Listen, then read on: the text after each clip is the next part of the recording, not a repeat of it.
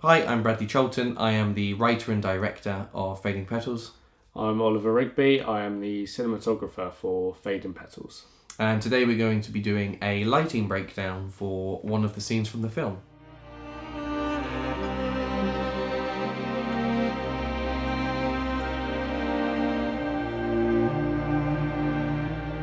I think for this, I gave you a still from a film that I'd made before, The Loneliness of Being, where there's a shot that's basically identical to this, and I wanted to recreate that.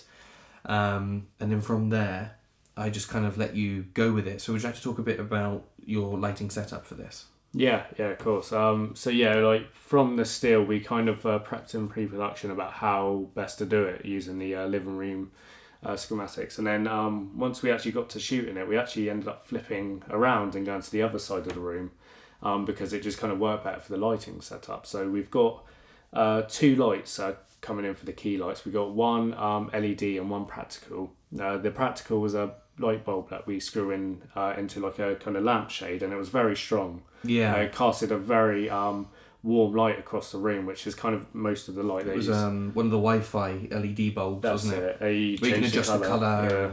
And then we had an LED just to kind of enhance those kind of features a bit closer onto her that you see kind of on the right side of Mel's face. And then about 4 or 5 meters behind her is down the corridor is another LED casting in for some moonlight. We put a blue gel wrapped over it and very strong. I think we put it up to maybe 100% actually to cast the moonlight in. I think you're right.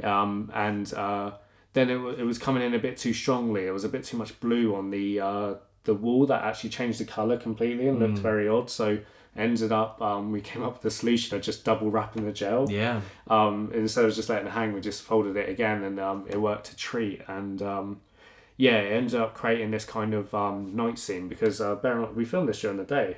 I don't know if you remember. Yeah. We put up all this whole bin bagged it. Yeah, this whole side of the dinner room. It's all window. So on the side where the key light is, where that warm glow's coming from, are 2 huge French doors. Yeah. And then next to those are 2 great big windows as well. So we had to black bag all of that. And we had to do the same, you'll remember, for the hallway.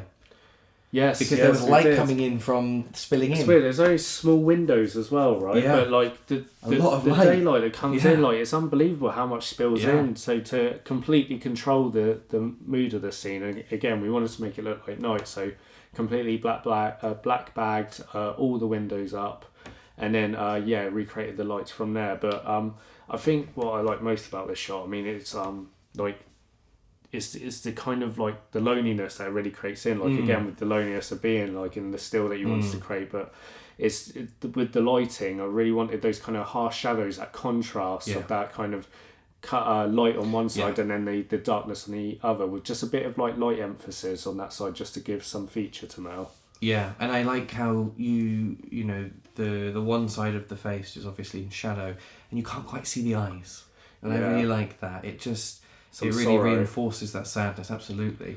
I don't know if you remember, we did some lighting tests at my old flat, and we got you. That was the scene you were practicing for, and you were trying different setups, and it meant that when you did your lighting plans, you knew where you wanted your key. Because I think we were looking at a lot of Rembrandt and the triangle under the eye there. And that was something we were trying to recreate, and I think we did a good job and we were happy with it, but for whatever reason it just turned out so much better on set, didn't it? It just popped. And I think again, like production design wise, there's a lot going on behind, and like, you know, with all the porcelain behind and the candle.